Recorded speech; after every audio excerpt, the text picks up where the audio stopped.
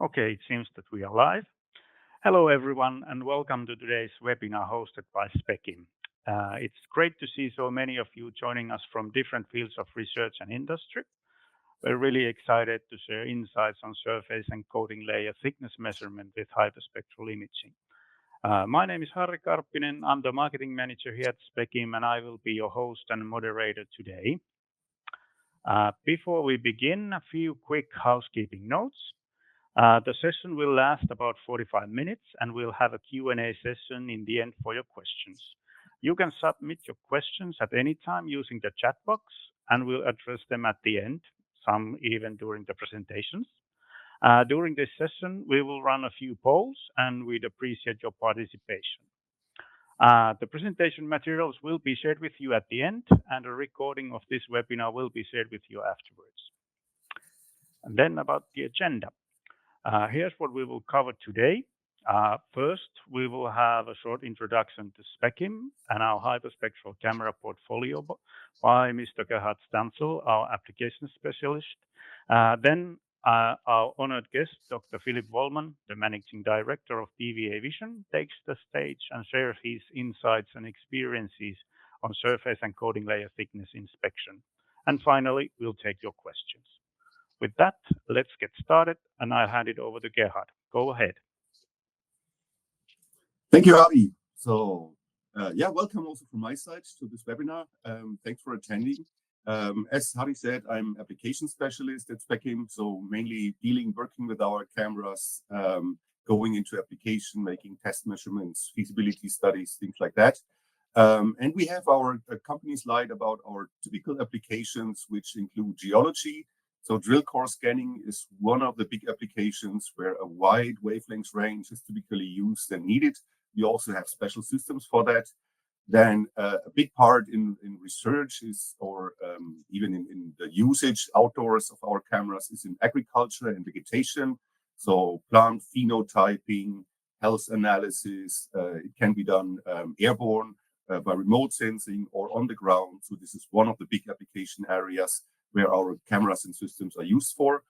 Another point, and that's probably where we are originated from the beginnings, is environmental monitoring. So this is typically remote sensing, flying with an aircraft, manned aircraft, or nowadays more UAVs over certain zones, looking for oil spills, and also their plant health development in this area. Another point is art and cultural heritage. So this is also one of the application areas where our cameras are used pretty often, using the spectral information about research on some kind of paintings or other cultural things. I think one of the biggest areas regarding the volume is waste and recycling. This was a market, especially in plastics recycling, where our cameras and spectroscopy in general is used since decades. So a pretty long time it's established there, and it's still a big topic because there's quite a lot of plastic waste. And nowadays, especially in the European Union, there's a regulation about textile recycling. So our cameras are also used to identify textile materials and sort them accordingly. Another part, which is where spectroscopy and spectral imaging is used since a pretty long time, is any kind of pharmaceuticals. So medical applications, but then also about drug development, things like that. Then there's a part in food industry. Typically, it's often about foreign materials that need to be detected or parameters you want to see about the food, like protein, fat content, moisture content, things like that. In spectroscopy, spectral imaging can provide information about that. And finally, there's also safety and security applications. But today, one of the topics not mentioned here in those on this slide, it's about surface inspection and coating layer thickness measurement, where the spectral information can be used to pretty precisely measure thickness of certain layers. We will go deeper into that when Philip will start. So about Specim, a short slide about our company. Our headquarters is in Oulu, Finland, and we started 1995, so 30 years ago. This year is 30th anniversary of Specim, so quite a lot of things evolved and happened since that time. We produced more than 12,000 spectrographs and spectral cameras, which are in use out in the field. We have about 90 people working at Specim, covering all the needed things, from management to production, logistics, and so on. We have a bit higher than 20% annual growth rate in the industrial segment, which is nice because while ago it's been pretty scientific. So the focus or the main market was more like in research, but with things like plastics recycling, industrial food inspection systems, and so on, the industrial adaptation of the technology is happening and going on pretty well. Since 2020, we are part of Konica Minolta, and we have locations in, besides the headquarter in Oulu, Finland, we have offices in Barcelona, Munich, in New Jersey, and Shanghai. And we have a worldwide distributor network since quite a long time already. Okay, about our cameras. So in spectroscopy, it's all about the wavelength range. So we start at 400 nanometers, also where the visible range starts that we are able to perceive with our eyes, human eyes. And we have different cameras in different wavelength regions. So the mobile version with internal scanning, so you only need a tripod illumination and a scene, is the Specim IQ. It captures a data cube directly internally into the camera, has a user interface that is integrated. So everything you need is basically the camera, tripod, lighting, and you're ready to go. Our FX10 is covering the same wavelength range, but it's more like made for industrial applications or also in research using a scanner. So our cameras work in line scan principles. So there always needs to be some movement, either by the objects, which is typically the case in industrial applications, where you have conveyor belts, or you have a linear stage where you put an object on and then you move it to scan it.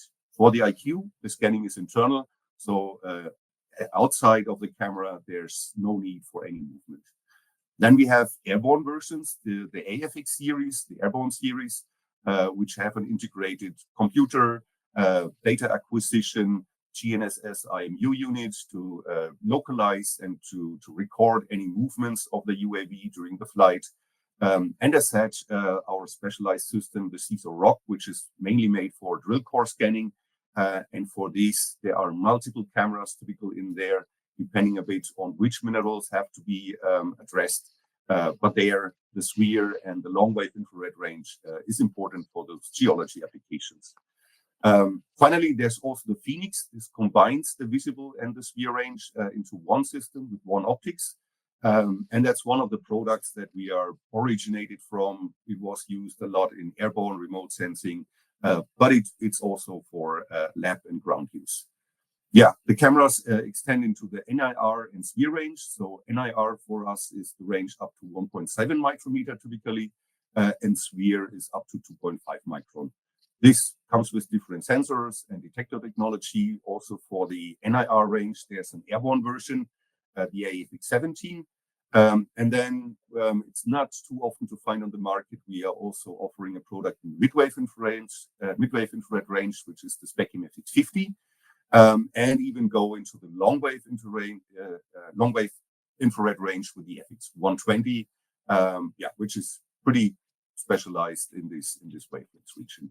So there's quite a few cameras that we are able to offer, and besides them, of course, also some accessories. Now the question why? I made some research before this webinar and found this quote, which is very nice. So the question is always, why doing it at all? Thickness is one of the fundamental characteristics of thin films, affects their electrical, mechanical, and optical properties. We know this from lenses, anti-reflection coatings, but also in semiconductors, and even in daily life, food products like trays, foils for food packaging. There can be quite a lot of different films and layers that are protecting what's inside. Analyzing the thin film thickness is a critical part of product development in various industries, and not only in development, also during production. You need to ensure I'm doing the right thing in the right way. And applications like semiconductors, displays, medical devices, electronics, So I think Philip will go a bit more into that about what are all the application areas. But I found this quote pretty nice because it says, yeah, it's super important to measure. And besides, like traditional single point measurement, hyperspectral imaging enables a spatially resolved 100% surface inspection of products. Yeah, if you want to use it in the lab, as already mentioned, our cameras working in a line scan in so-called push-broom principle. So we scan one line. From each point of the line, we get a spectral information. So to have a 2D image of some object, it needs to be moved, which can be done with our lab scanners. So there's a small version, 400 by 200 millimeters, then a bigger version on the right, 100 by 500 millimeters, 100 centimeters on 50 centimeters. And then the pretty big, huge and heavy Caesar rock. It's meant for drill cores. They are heavy. So the scanning stage needs to be heavy duty too, to be able to handle those weight. For the data processing, we have our Specim Cube. This can be connected to our cameras and does some data processing in real time for inline integration. Okay, and then we also have software. One of the tools we have is Specim Insight. This is data exploration. So it's an offline tool to browse your data cubes, to visualize spectra, to build models for classification, but also for quantitative applications, like a PLS regression model can be done. And models built in Insight can be transferred to the cube, which is doing the processing that you have offline in the Insight tool in real time while the camera is streaming data.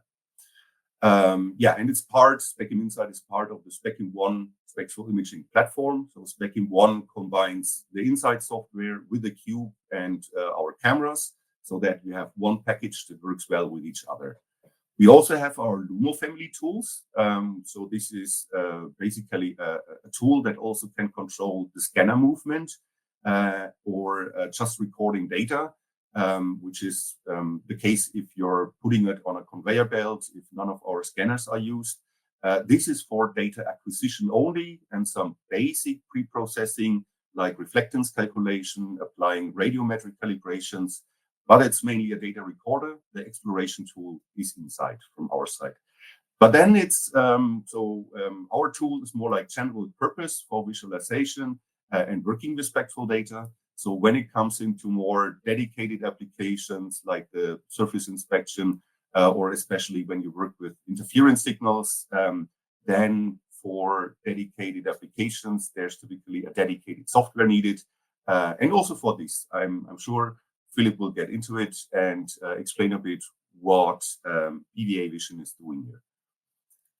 Okay, and now I hand over to Philip. Thanks for joining us here in this webinar. And yeah, very curious about the slides. As Harry said, if you have questions, just drop them. And now, stage is yours.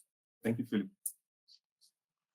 Yeah, thank you, Gerd, for inviting to the Specim webinar. And it's great to have you all here in the webinar. And yeah, let's go a little bit deeper into the topic of surface and coating layer inspection. And so I'm the managing director of the PVA Vision, and the content today, I'd like to introduce myself and ourselves from the side of PVA Tapla and the PVA Vision. So then we will have a hyperspectral vision intro. I've seen in a poll that the answers about the question, how familiar are you with coating layer and thickness measurement methods? 51% said that they are beginners, so new to the topic. So I guess it's of interest to have a more detailed introduction. Then we will have some application insights, and after all, a short wrap up. Yeah, let's start. The PVA Vision is at the end a young company. So initially, we were founded in 2023 out of the Fraunhofer Society as the Dive Imaging Systems. We are located in Germany and in the near of Dresden. Maybe somebody knew about that city. And we understand ourselves as an innovator of inspection technology for surfaces and thin films.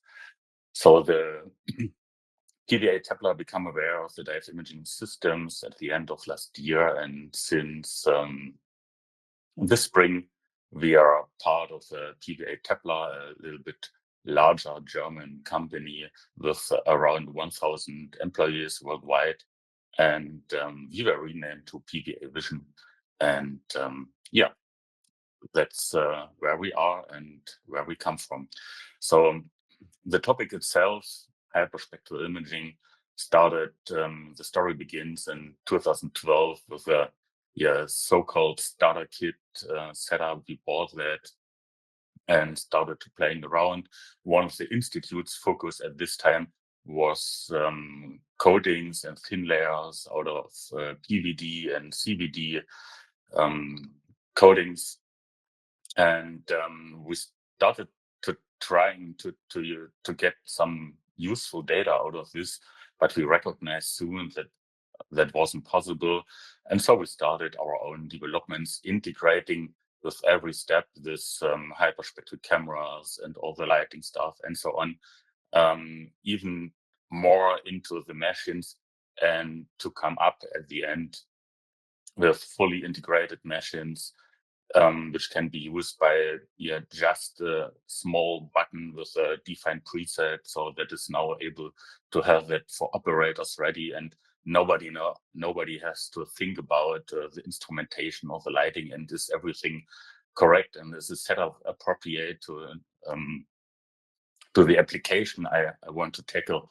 And so we have introduced in 2023 with the spin-off this device called the Pioneer series. It's an inline system, and now we are moving on. So in general, inline applications are not an issue. The same core technology which is integrated here in the device can be also used for inline inspection. And another big step for us will be this year at the Semicon Europe in November in Munich, and we will present the first inline fully automated integration for the semiconductor market. That means all the SEX-GEM interfaces and so on will be integrated, and these machines will be also ready for overhead transportation system. So it's a next step to bring this technology into a market where thin layers plays an important role at the end. Our vision is, Sorry for interrupting, but you mentioned the lighting part, and you said at the beginning you had some problems about this. So I'm just wondering, how important is the illumination for this application regarding homogeneity requirements and so on? And are you using halogen-based lighting or LED-based, or do you see some problems in using LED-based lighting? Yeah, that's a quite nice question. So the excitation of the lighting is very important to this application. As you can see here, it was first implemented in this starter kit like this. It was halogen-based. We also use halogen lights up to now, but now we have a source with a very broad and very homogeneous lighting, and so that the data you will collect are very are correct for using this thin film application and to have reliable data at the end.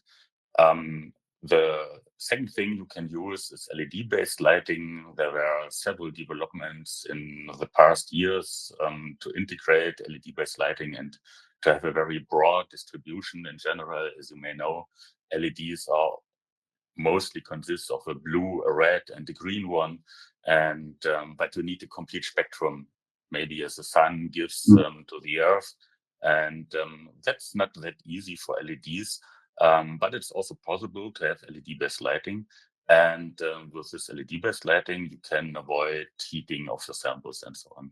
So that's also possible, of course. Great, thank you. Yeah, going ahead, so we empower manufacturers. This is our aim. We empower manufacturers with end-to-end hyperspectral vision systems. That means nobody has to care about this instrumentation and what's in the background. And at the end, we will deliver systems that enables our customers to ensure quality, functionality, and of course, this is every time a point cost efficiency in industrial processes and in industrial manufacturing. So, as I said before, from the data acquisition side, we have these Pioneer Atline series. We have also combined that with a very small single system. It's only 25 by 25 centimeters in footprint. This is our Atline series, and it's also available for clean room applications. And on the other hand, of course, all the inline application stuff, which can be customized from the hardware side as well as from the software side. And also for us, all these hardware will be every time coupled with an appropriate software. We call it Resolve. And that's necessary due to the recording of really large amounts of data. And it's not possible to recognize the spectra by your eyes or by hand and go in a way that will have a look into every single spectrum. So you need a software where all the algorithms and the data handling will be integrated, as well as the data acquisition, and the results will be displayed in an appropriate way. And also for analysis tasks, for engineering tasks of this data, but also for the operators at the end. So going a little bit more into these hyperspectral imaging stuff, or we call it hyperspectral vision, because we are not just doing imaging. We did not end up to the acquisition of the data. We end up to the results and bring that into the industry. So thin layers and performance surfaces are generally everywhere. You need it for your electronic devices, for your smartphones. In the near future, you will have also fuel cell trucks or trains, and everywhere surfaces define the functionality. And state of the art is that you have maybe a random sampling, a random mapping by a single point method, which could be, of course, scanning electron microscopy or X-ray fluorescence or ellipsometry or stuff like that. And you will have such called star maps with 25 or even 12 or only 9 points. And then all the rest is interpolated. And the question behind this, can these single points, which are measured, can these single points give reliable answers to the question of the surface coating, the surface thickness, and all the things coming up with that? And the answer is often no, it can't. So it's only a mathematical guess to do it in this way. And with this hyperspectral vision technology, we can have a look into the full surface. You can have data on the full surface or in the full imaging. And that means the quality and functionality of all these chip-based products. An example of these thin layers can be given to the customers. So there's differentiation between these things. You have the opportunity to have a material characterization to recognize whether you have a silicon oxide or a nitride or whatever, or a residue, or in this case, maybe also a contamination on this surface. You can locate single features or defects or failures, and you can have, of course, also the material quantification. And how that works, I will show on the next slide. But having a little bit more examples, you can have that for wafer-based products, for bipolar plates, which are used in fuel cells. And it's a carbon layer thickness given here from 0 to 50 nanometers. And maybe for PCB inspection or power electronics, you will have an impression about residual carbon contaminations after several cleaning steps. And the main advantage of this method is to have these information within seconds. You don't have to wait for manual handling stuff. You don't have to wait for anything else. You can integrate it easily in your production, and more than 100K sampling points can be recorded within seconds, and you have the results immediately and near real time. Philip, I'm wondering, Yes. because quite a lot of those processing steps about applying coatings are done in vacuum. So I don't know if there's a need to put your devices or cameras, the full system, into a vacuum environment. So maybe you could comment about that. Would that be possible? Is there a need to do, or is everything outside of the vacuum chamber after this processing step? Yeah, thanks for the question. No, it's not everything outside of the vacuum chamber. You may have large sputtering machines which are working in high vacuum roll-to-roll coating. And you can also integrate this technology into these vacuum coating machines and to have an impression of the thicknesses or homogeneity of your coated web within the production. So state of the art is that at the end of several hundred meters of a coated web are measured in a very small area by a single point method, or maybe also by an imaging method. But at the end, you will have no impression about your 300 or 500 meter coated web. And that's also a thing this technology could bring into production, the opportunity to have insights, which no one sees before at the end. Great, thank you. Looking a bit more into industries, and you may have various industries where thin layers or surfaces playing an important role. As I already mentioned, semiconductors, fuse cells or bipolar plates, coatings, PCBs and electronics, it's more contamination, screening, and control of some flux residues from soldering and so on. But you can use this technology also for photovoltaics, especially for perovskite solar cells, where there you can have a lot of more information about the absorption and processing state, and so on and so on. And of course, optics coating is an important thing, and you will have further industries where this technology plays an important role. Looking a little bit different, changing this view towards the manufacturing processes, and you will have, or you can use this technology in all of these layer deposition things like PVD, CVD, and ALD. So that means physical vapor deposition, chemical vapor deposition, or atomic layer deposition, and all these further coating processes like spin coating or spray coating and so on. Often you also will have layer and surface modification processes like laser ablation, doping, etching, or some surface state modifications. And in these processes, this hyperspectral vision technology is also very sensitive to give an answer if the processes were successful, and also successful over the full area, over the full sample or product you have. And of course, last but not least, surface cleaning processes are very important in many actual manufacturing steps to have a very clean surface for the next processing, maybe for soldering power electronics through restore towards the surface. And you must ensure that these surfaces are clean and to bring it correctly to the compartment.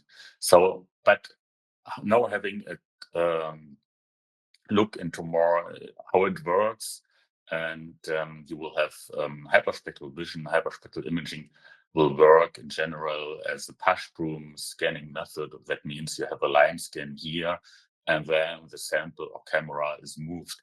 And within the camera, all this incoming light is split into full spectrum resolution. So that means you have a very small distances between single spectral points. That means you have every 2 nanometers a spectral point, and that gives you a full spectrum for, on one hand, the linear range. That means from 400 up to 1000 nanometer, as Gerhard mentioned in the introduction. or maybe also for shortwave infrared at the end. If you're moving this sample here, you're recording a data structure called hypercube, and these hypercubes in general large data will be processed within the software to receive a property image. And the insights you will have are about layer thickness, roughness, defects or contaminations, further properties, or maybe your own defined quality criteria. It's also possible to do it with the help of AI and machine learning algorithms to come up to a certain defined quality criteria at the end of this data evaluation. Yeah. Can I jump in? Yeah.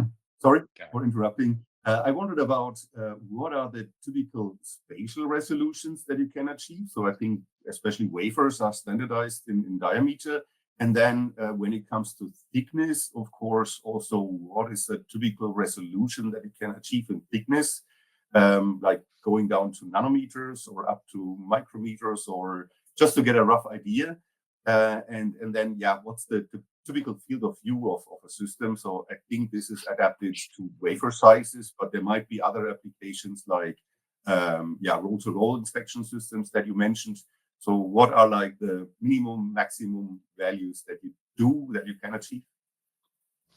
Yeah, thank you for the question. So one thing I don't mention yet is the optics part.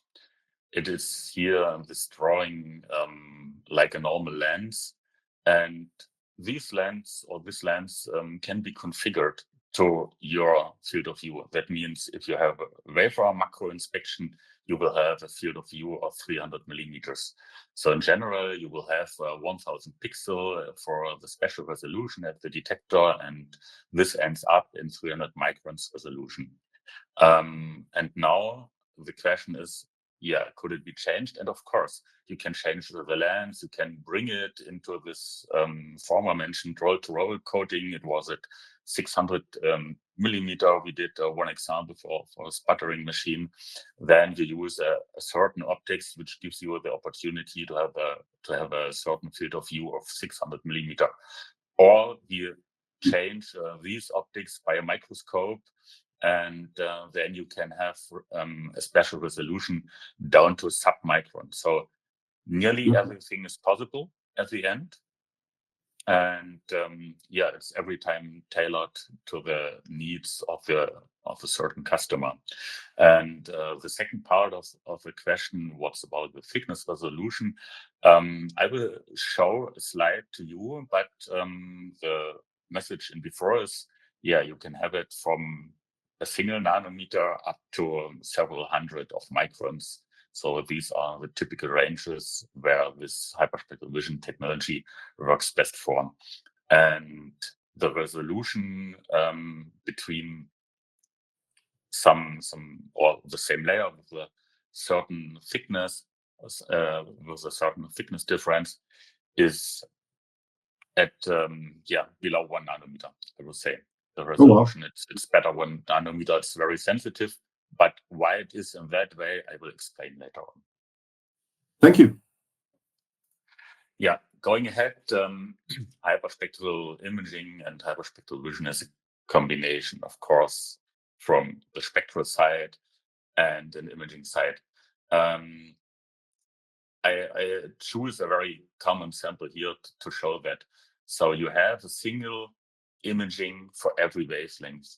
And sometimes you have also some samples where it's of high interest to bring these imaging and all this image stack together with a data evaluation of these spectra you have recorded. And you have every time both opportunities to work on the images or to work on the spectra. Often we combine both things together, and this makes this technology so much powerful. And one thing on this slide I would like to mention at the end is you will have different information for different wavelengths. Yeah, you will see the 10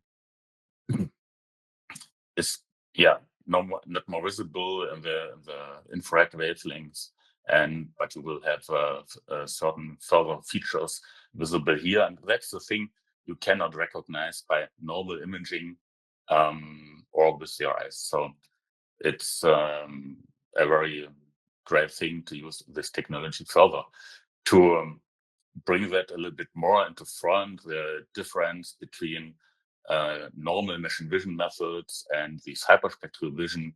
So it's a sheet of paper with 12 different white pencils. And with machine vision, you have no opportunities to differentiate between these pencils at all with white paper. And but hyperspectral vision can do. So you are now able to have a clear difference which pencil are used in a certain area here. So hyperspectral vision can tell you that, but of course we don't want to have a look on white sheet of paper. So we want to look on images, on thin layers and surfaces. And that's the real wafer. It was produced for us to showing this a little bit more. With machine vision, you have no opportunity to get information about thickness, but hyperspectral vision can do it here from 100 nanometers up to 500 nanometers. So at the end, you will have the thickness information coded in the spectra, and you will have the distribution over the whole wafer. You can see every time inhomogeneities or defects and so on. How does it work and what is possible with this technology? You can have information about the sample state, inclusions, cracks and scratches, pinholes, of course, also contaminations on the substrate or on the layers. You can have information about substrate defects and material properties. That means changing of the material. If your optical properties or your material varies a little bit within a surface, you will have that information coming out of the samples and of course these thickness information. And this slide shows how it looks like if you have to look not on the image but on the spectral side. You can have information about the presence of the layer. These spectra will differ highly by applying a 200 nanometer silicon oxide layer on top of the chrome. The layer thickness will have a large influence. You will see these interference patterns here. It's showing from 100 up to 500 nanometers of silicon dioxide.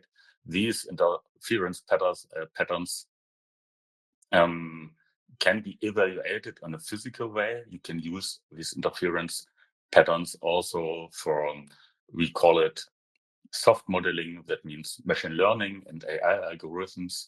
You can have information about different layer materials. So it's shown here for titanium dioxide, silicon dioxide, and zirconium dioxide. And as you can see, there are large difference between all these three materials and their spectra. And this information can be used to bring this technology into production and to have an impression what's going on. Of course, it's a little bit material dependent, but often you can also have information about surface roughness. These spectra can be clearly differentiate between the smooth and rough surface, or information about layer porosity with 10% voids up to 30% voids. These spectra will be changed due to the physics in the background.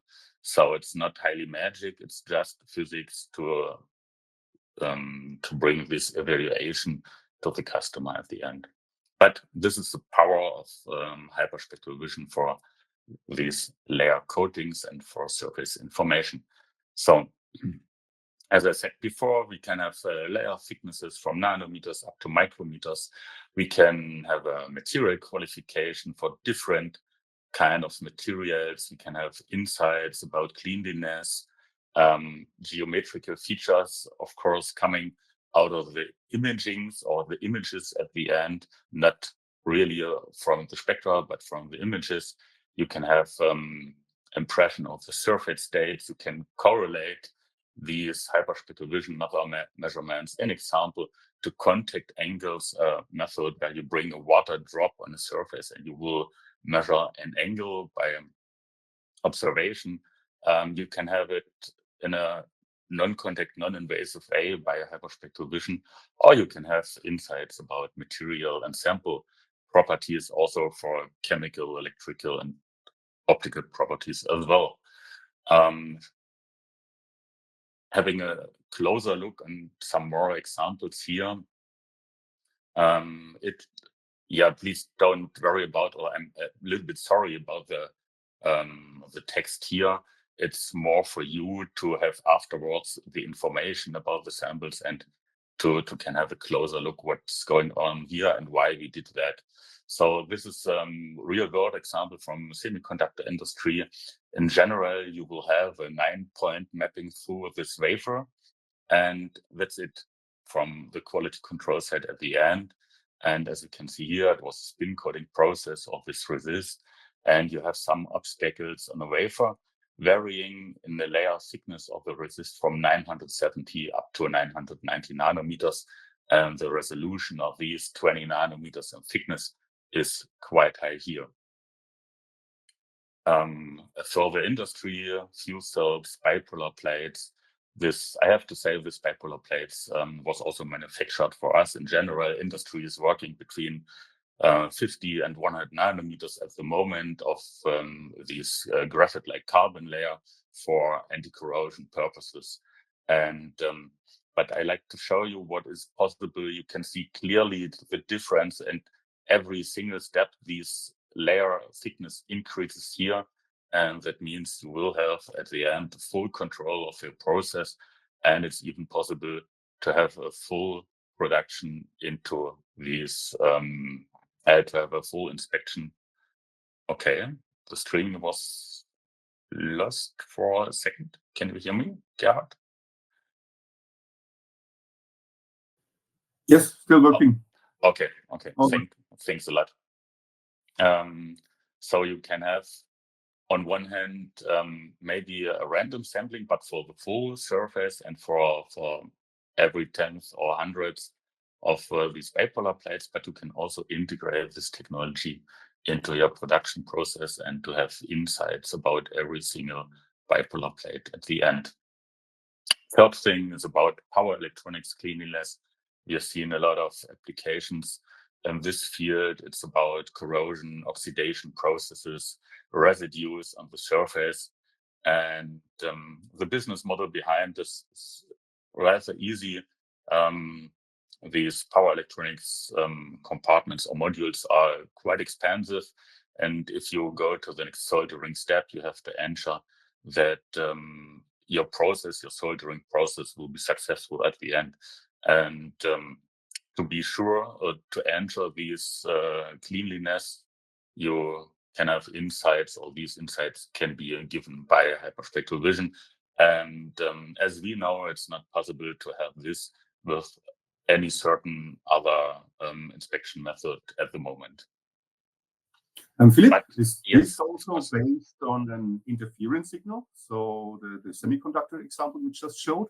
So because typically in spectroscopy, it's often about absorbance. You have a certain material like water on a surface. It has an absorbance due to the molecular bondings that are inside of it. And then you have strong absorbance, for example, for water at 40, 50 nanometers, or if it's thick, it absorbs a lot over 1400 nanometers. So I wondered, is the application there based on those interference signals or on the absorbance characteristics, or probably a mix of both? Yeah, you can have both, of course. So in general, spectroscopy is about absorbance. So this is where spectroscopy comes from initially. And one part in this application here is, of course, it's residues or some,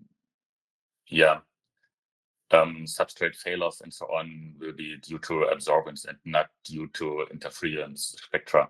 But these structures here, you can see here. So these pink marks on this copper plating here. This is a flux residue, and it's partly on absorbance, but the other part is due to also a certain interference coming up from this soldering residue here. So you have both worlds for cleanliness inspection every time at the end. So okay, great. I just wondered about applications like oil on steel, where I made some tests on. Yeah, so protective layers. for oil, things like yeah, that's true. For oil and steel, you will have all the absorption will dominate, and it is possible to get these interference spectra. It's like an oil drop on water, something the same way. You will see all these beautiful colors, but Yes, it's also, that is due to interference.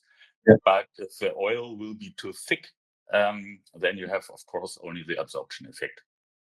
Yeah, so the All typical things. thing for me is like when it's thick, it's rather easy. So then you have some significant absorbance even in the FX17 sphere range. But then when it's getting a very thin layer going below 1 micrometer, then the absorbance signal is stronger if you go into the mid-wave infrared. So I'm more on the classical absorbance spectroscopy. But of course, I know about the interference and the information that is inside of the frequency, also about the phase shift and so on. But thanks. Yeah, you're welcome. And that are the, I will say, these data evaluation ways which can be used to handle these data. Have a look on the absorption, have a look on the interference spectra, and to bring this in front. And sometimes you can also have different information on one data set. This is maybe a thing I like to add here. You can have on the same data set information about thickness, but also about homogeneity or defect number or stuff like that. You can evaluate one data set in different ways and get at the end different information out of it.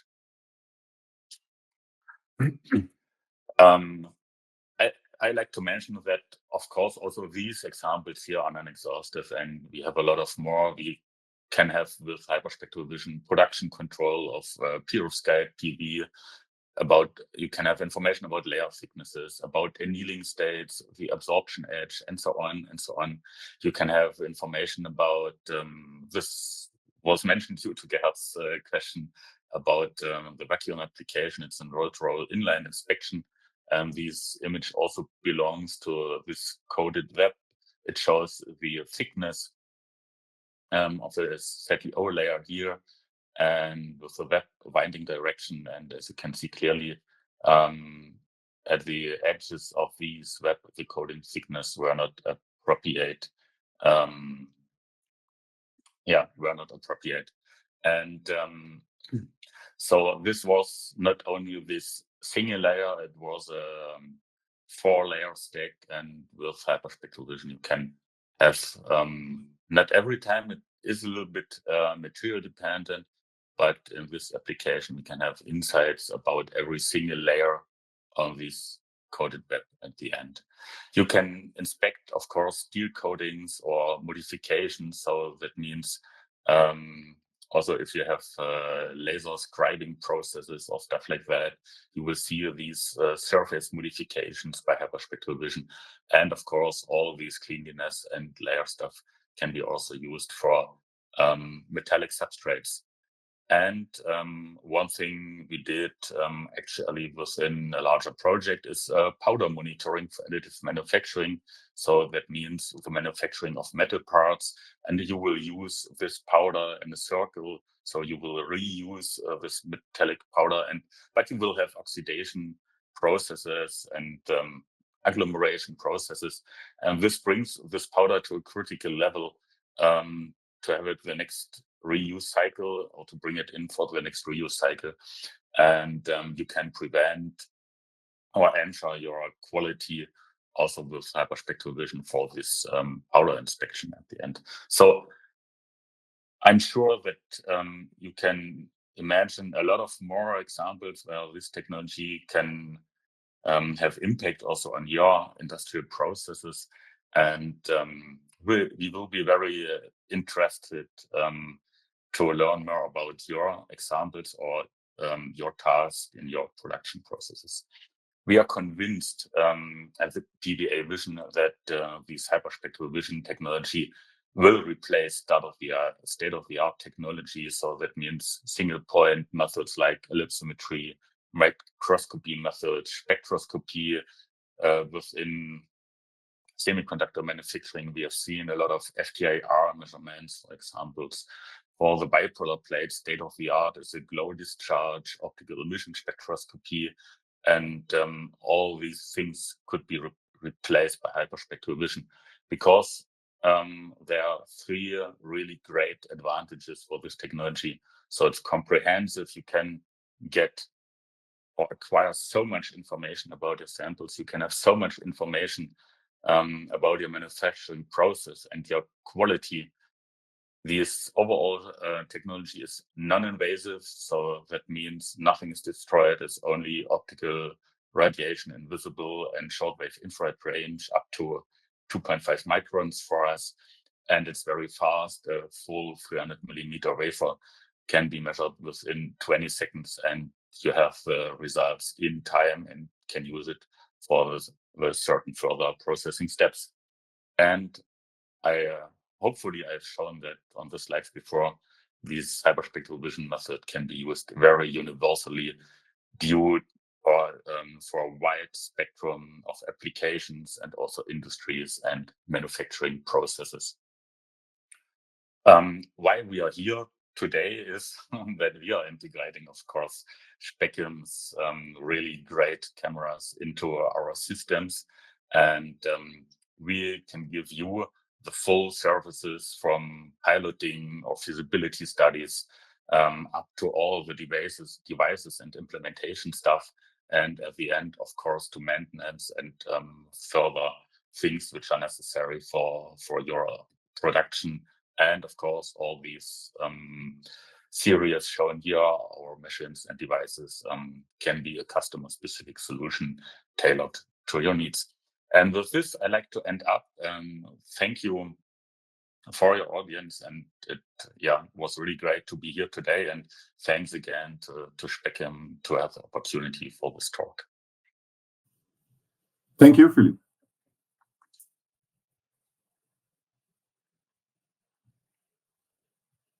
So I think we have quite a lot of questions. Thanks a lot for your participation, for dropping those messages in the chat box. I think Harry is working hard to select them about which ones are questions, what are comments, so to organize a little bit. And I think now we will take over again, Harry, for the Q&A session. Yeah, we seem to have a lot of really good questions ranging from where hyperspectral imaging can be used, what can be measured, and then more into the surface and coating layer inspection domain that fall into Philipp's expertise. So let's jump in, and I think we have at least 10 minutes to go through, and if we don't manage to go through all of these, we will contact you by email, so don't worry. So the first question is this technique be used only for measuring coating thickness, or have you ever tried it in measuring any of the CPPs like uniformity of dosage or assay? Uniformity is every time an issue, and you can use. Okay, here the question comes up again. Yeah, cool. Yeah. So the answer is yes, it can be used for the uniformity of dosage. We have shown that in the past, and it's quite nice. It works quite well for this application.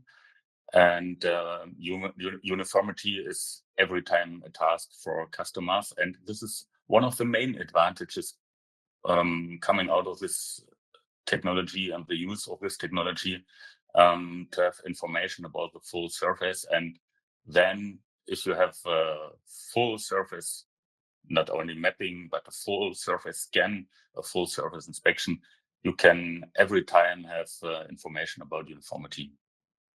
And the short answer is yes, it works.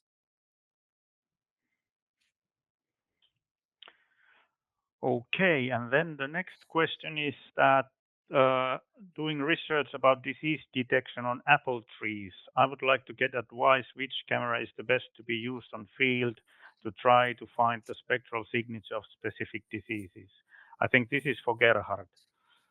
Yeah, it's probably not the typical surface coating inspection, but also an apple Yes. has a surface, and the surface might contain some information about diseases whatsoever. So it depends a bit. If you want to be in the field, as said, the Specim IQ, you have a tripod, you put the camera on top, you can use the sun as an illumination, but also artificial lighting to illuminate your scene. Then you put a wide reference in the scene, so that's more like the going out, putting it somewhere, more like the research approach, I would say. But we also had customers putting our FX10 onto a buggy to drive through certain yards of apples, vineyards, whatsoever, and to acquire during the movement. Of course, there might be some shaking, a gimbal might be used, and so on. But it is done pretty often for agricultural applications. It's in the visible near-infrared range, where you have chlorophyll absorbance and so on. But some are also done in the NIR. Okay, and then the next one. Are the systems suitable for inline inspection of coating thickness on thin films? What are the maximum production speeds in a line that would allow the systems to work? How does the temperature of a coated thin film affect the imaging results? Yeah. So the production speed is at the end not limited. The question is, what's about the special resolution and winding direction? And so the customer has to define what is needed. The systems and inline integrations works quite fast at the end. So 300 frames per second at minimum. You can fasten that by a certain binning. And if you're working for the linear range from 400 up to 1000 nanometer, the temperature doesn't affect really these imaging results. Maybe if you have very high temperatures, then we have to talk about the technical integration of such a system in an inline system. But so within the visible and near-infrared range up to 1000 nanometer, it might be not an issue. Maybe just to mention, because the temperature was mentioned, there are enclosures for our cameras from Automation, the company there. So on one hand, it's for protecting our cameras. On the other hand, they also have a thermal stabilization.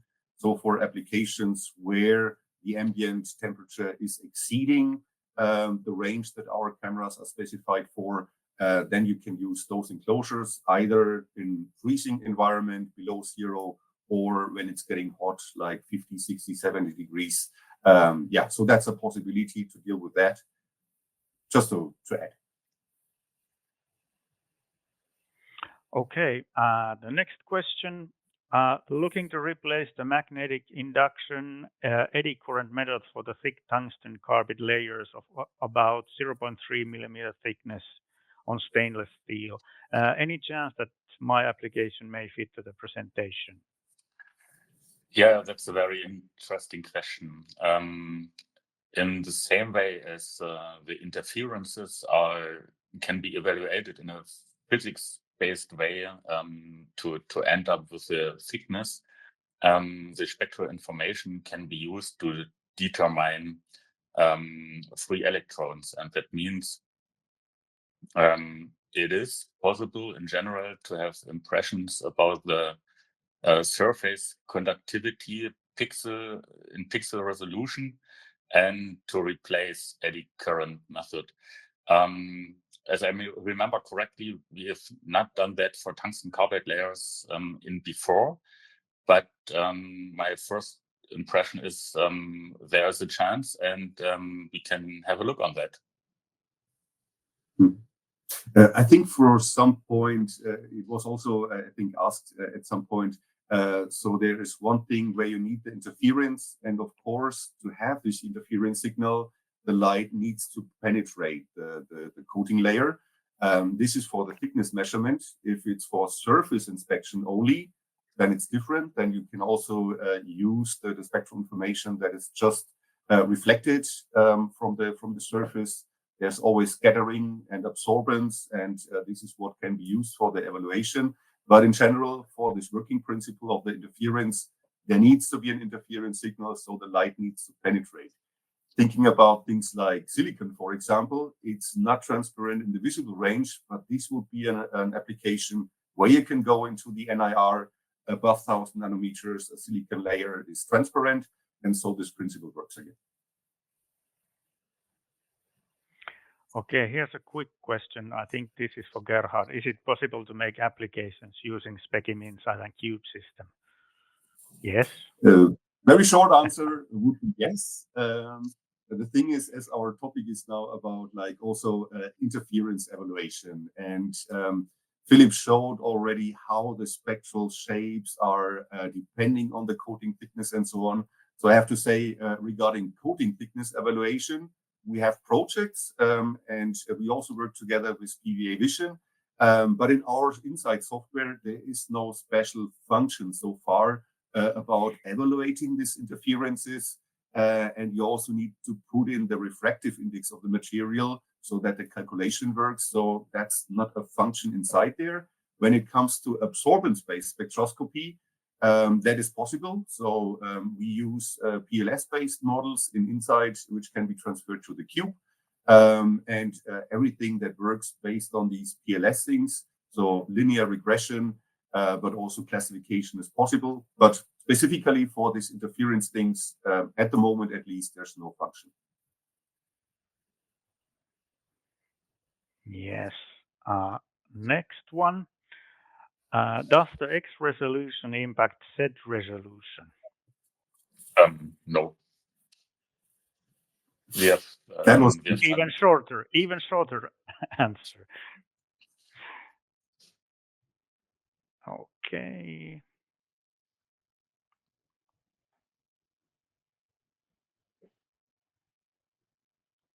And then what is the maximum distance between camera to object? Yeah, good question. Maybe it's more the question, what's the maximum distance between lens and object? And as I said before, optics are flexible. You can have very different configurations. In a microscope setup, you're very close to the sample. So that means a few millimeters or a few centimeters at least. And for every other things, it is configurable. So airborne applications are done with certain kilometers distance. And yeah, it's flexible. Yeah, I would think about what we know about our stars, and we use also the spectral information that we receive on the Earth from the stars that are outside there, and exploit Doppler shift, for example, to see if they are getting closer to Earth or further away, and so on.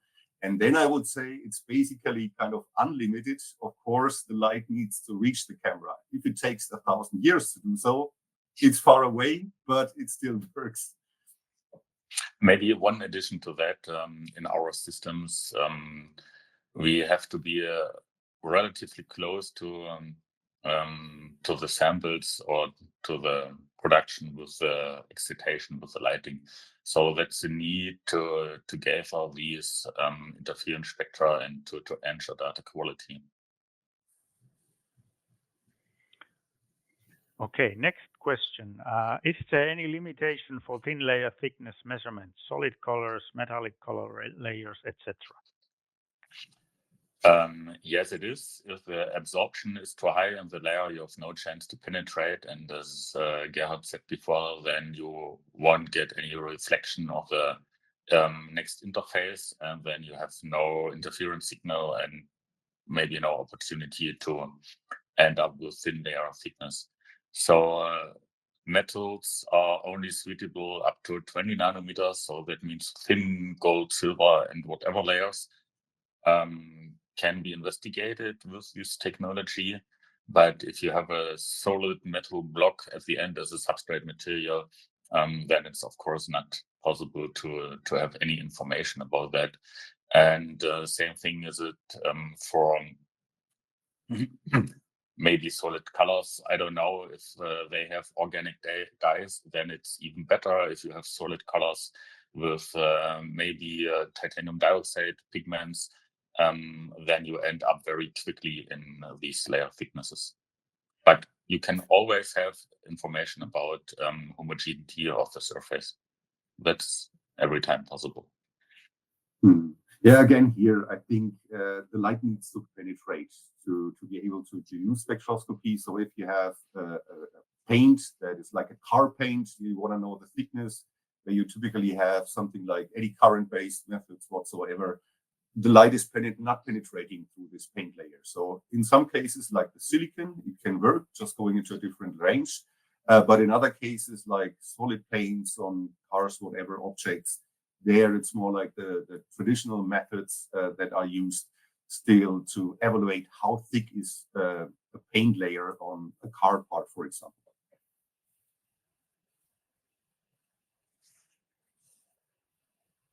Okay, let's see what would be the next one. Maybe on the same topic as the recent one. Can you elaborate on how you calculate layer thickness and other geometrical information out of spectral information?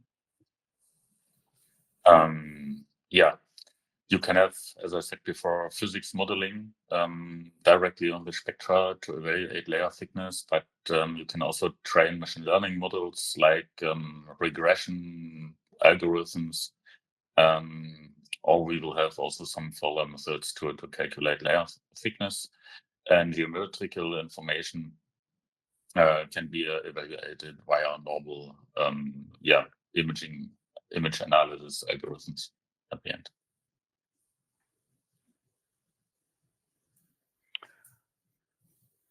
Then, does the thickness measurements for thin layer need calibration? If yes, how do you calibrate?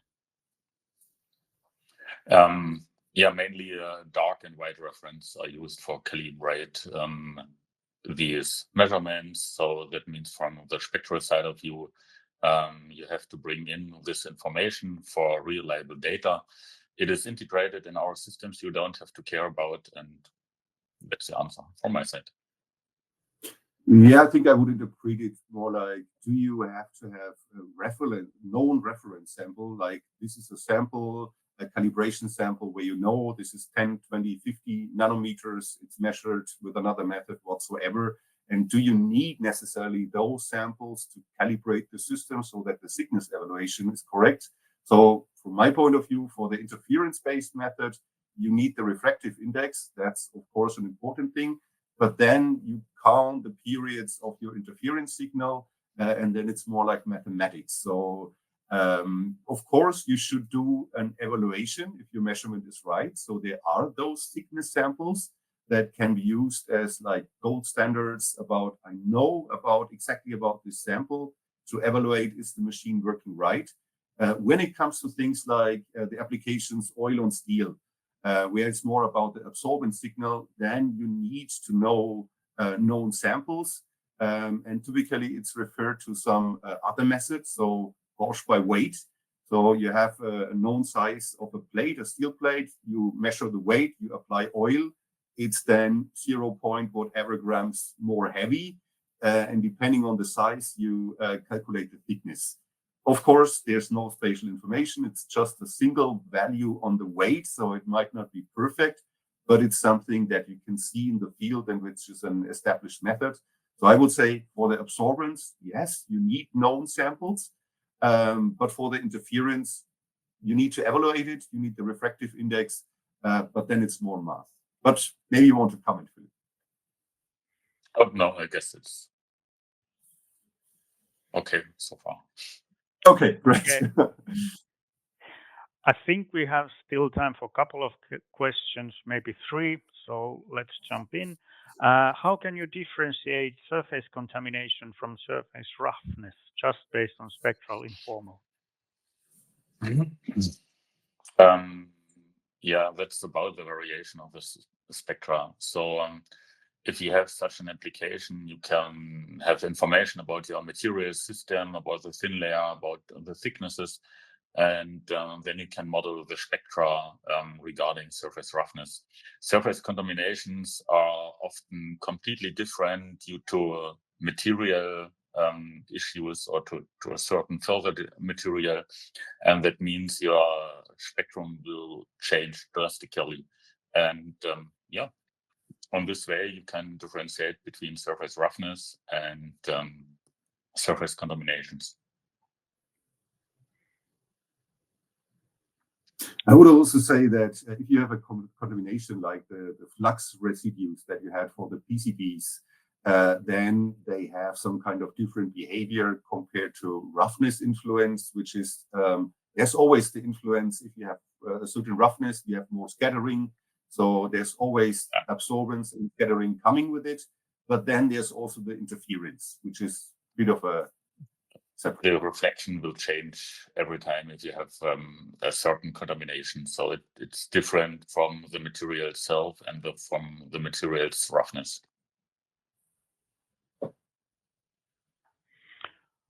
Okay, the next one. Am I right? This doesn't work in every angle to the object or round objects because of the light ray angle distortion.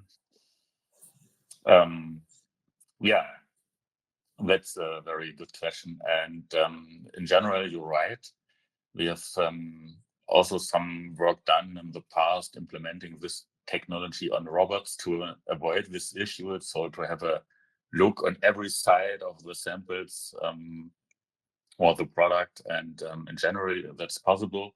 But yeah, if you have a large angle variation like it is for round objects or bolts at the end, then it doesn't work correctly with this distortion.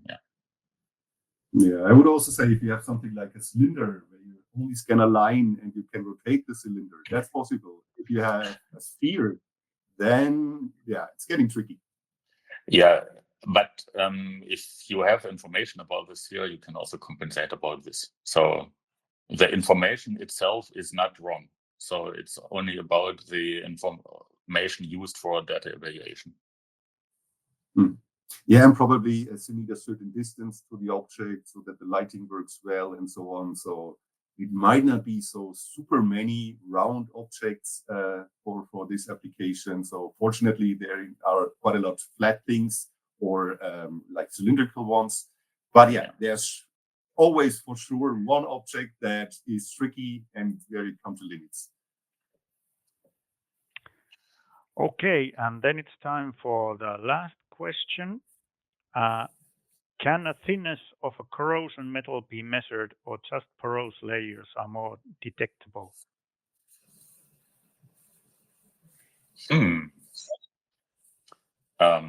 Yeah, maybe this answer is not that straightforward. I will say it depends. It depends a little bit on of the corrosion metal, about the thickness. It's in every time more possible than just a porous layer. Yeah, let's give that a try. And yeah, some information maybe a little bit missing to answer this question correctly. But please let us keep in touch. Yeah, I would say so. We have corrosion applications. They can be either in the visible range just because of color changes. There are also evaluations done in the mid-wave infrared range regarding corrosion oxides, metal oxides. But then when it comes to thickness measurement of like a rust layer, the light needs to penetrate somehow and be reflected back. And if it's a thick rust layer, this will not really work. But in general, corrosion detection is also an application. Yeah, of course. If you have a smaller corrosion layer, you can measure that in very high quality. So, and that's what I mean with it depends a bit on the example, and some information must be given to answer this question.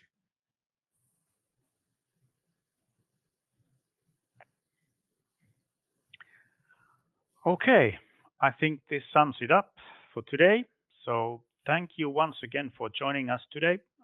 We hope you find this webinar valuable and gain new insights into surface and coating layer thickness measurement with hyperspectral imaging.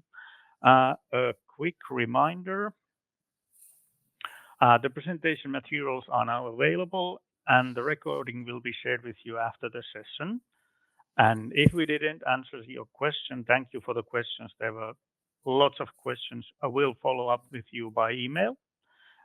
For more information, visit our website, specim.com, or contact us at info@specim.com. Or if you want to contact PVA Vision, then info-vision@pvatepla.com. I will add it to the chat as well. And if you'd like to stay updated on hyperspectral imaging application, case studies, and our future webinars, make sure to follow us on LinkedIn. So on behalf of Specim and our speakers, thank you again for your time and interest. We look forward to seeing you at our future webinars and events. Have a great day. Bye. Bye. Thank you so much. Thank you. Bye.